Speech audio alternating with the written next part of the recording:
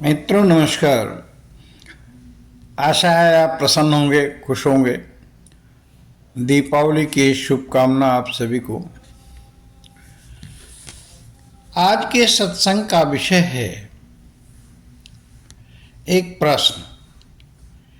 प्रश्न है, चंचल मन को कैसे रोका जाए। तो श्रीमद् भगवत गीता के अध्याय 6 का 35वां श्लोक कहता है, श्री भगवान उवाच असंशयं महाबाहो मनो दुर्निग्रहं चलम अभ्यासेन तु कौन्तेय वैराग्येण च गृह्यते।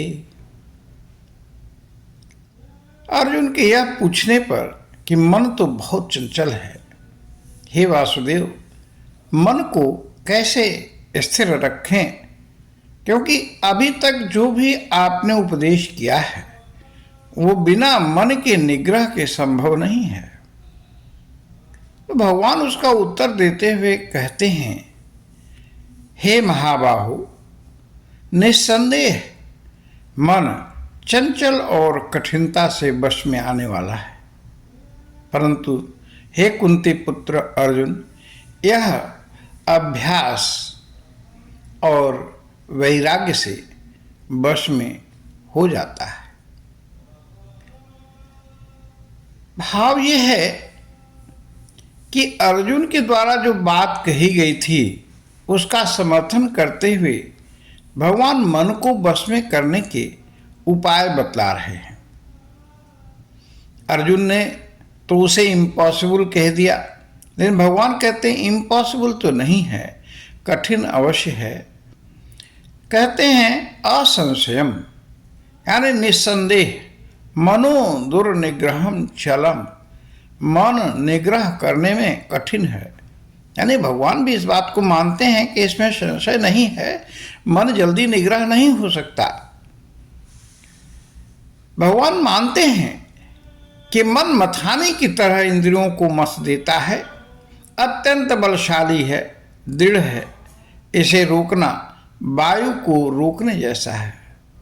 सब कुछ मान लेते हैं पर फिर कहते हैं मन का निग्रह असंभव नहीं।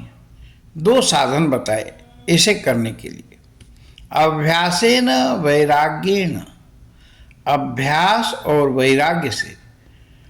आगे कहते हैं तू माने निश्चय ही, गृह्यते माने निग्रह किया जा सकता है।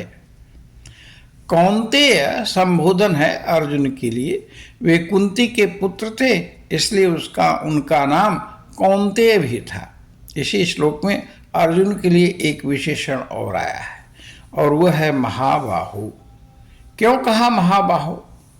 महाबाहु कहने का भी भाव है, इसलिए कहा कि तुम महाबाहु हो, अर्थात पराक्रमी हो, पुरुषार्थी हो, सक्षम हो, मन को निग्रह कर सकते हो।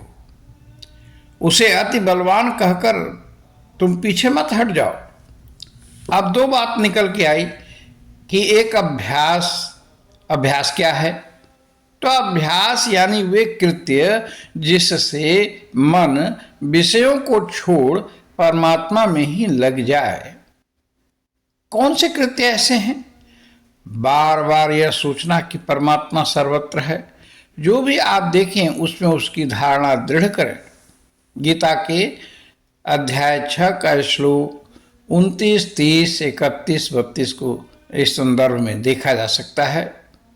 कृष्ण चरित्र को पढ़ें, मनन करें, गुनें, सत्संग करें। सत्संग के बाद सुनी हुई बातों को धारण करें, सर्वत्र हरि दर्शन करें, हृदय को क्लीन रखें।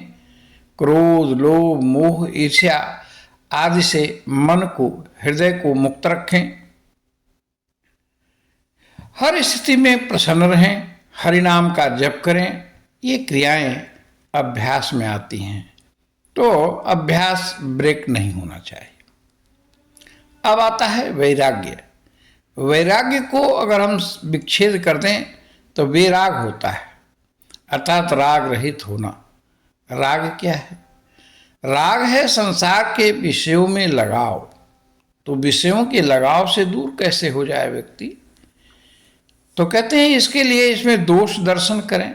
जैसे अति इंद्रिय भोग शरीर को कमजोर कर देगा, लोभ हमें अपराध में फंसा देगा, क्रोध से सब कुछ खरा धरा समाप्त हो सकता है। अतः संसार के क्षण भंगुरता को देख उसे विरत होना वैराग्य है। घर छोड़ भिक्षा मांगना वैराग्य नहीं है। घर छोड़ने के बाद भी लोग मठ वगैरह में जो राग कर लेते हैं, उस वैराग को रोक देगा। वैराग से अभ्यास बढ़ता है और अभ्यास से वैराग्य बढ़ता है।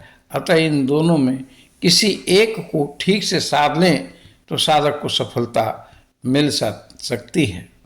एक सूत्र है, सर्वत्र कृष्ण दर्शनम, सर्वत्र पश्यवाम सर्वत्र। यह एक ऐसा सूत्र है, इससे लक्ष्य मिल ही जाएगा।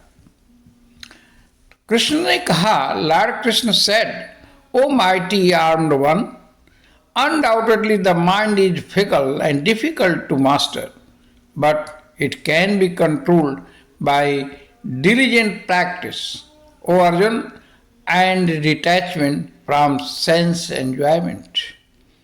पातंजलि योग दर्शन भी कहता है, अभ्यास वैराग्याभ्याम तन निरोधः 1/12, अर्थात अभ्यास और वैराग्य से मन का निरोध हो जाता है। तत्र स्थितौ यत्नोभ्यासः 1/13, उसमें स्थिति के लिए प्रयत्न करते रहना चाहिए, अभ्यास आवश्यक है। तो हम अपनी वाणी को यहीं विश्राम देते हैं। आइए भगवान का नाम लेते हैं। हरि ओम तत्सत, हरि ओम तत्सत, हरि ओम तत्सत। आप सभी को बहुत बहुत धन्यवाद, प्रणाम।